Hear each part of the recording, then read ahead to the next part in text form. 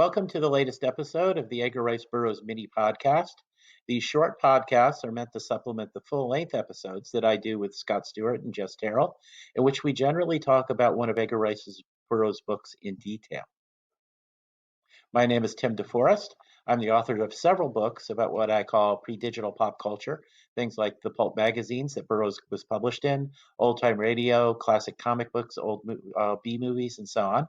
And I keep a blog about such things at Comics, Old-Time Radio, and other cool stuff. Right now, we are using the mini podcast to do a chapter-by-chapter analysis of the 1912 novel, A Princess of Mars. Today, we'll be talking about Chapter 6 of that novel. Please note that I will be including spoilers, both for this book and for later books in the series. And I also recommend you reread this chapter before listening to the podcast, as I will be assuming you are familiar with the events we're discussing. Now, in this chapter, John Carter meets the white apes of Mars for the first time, savage animals who will be a regular threat to the characters in the books throughout the series.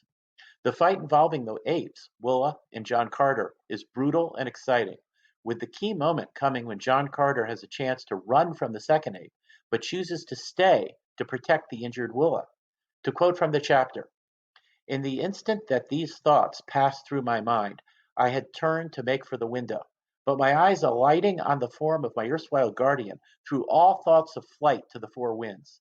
He lay gasping upon the floor of the chamber, his great eyes fastened upon me in what seemed a pitiful appeal for protection.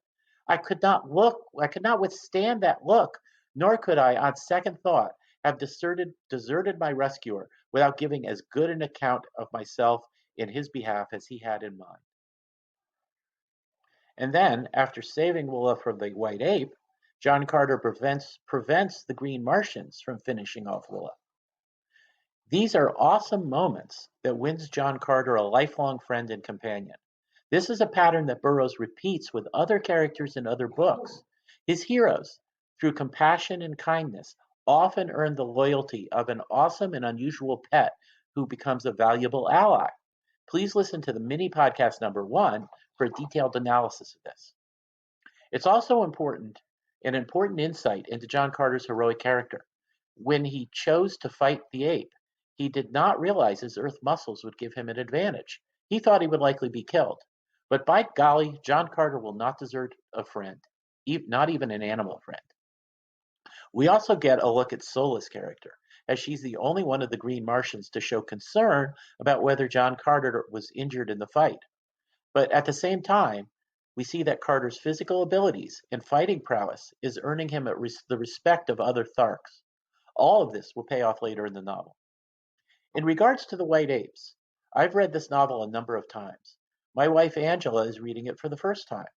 We learn more about the white apes in later chapters, but based on this chapter, she was wondering if the apes and the Tharks were perhaps allied in some ways, with John Carter being attacked because he had invaded a white ape home. Because they're smart enough to be tool using, remember that one of them had wielded a cudgel, she was theorizing they might be smart enough to have made a formal alliance with the Tharks. This isn't the case. A white ape would gladly ambush and eat a Thark if he could, while the Tharks never permanently settle in any of these old cities. But based on the information we have so far, Angela's theory was a reasonable one. That's it for now. Once again, my name is Tim DeForest. Please visit my blog at Comics, Old-Time Radio, and other cool stuff. You'll also be able to find links to my Amazon.com author page there. Thank you for listening. We'll be back with another mini podcast soon.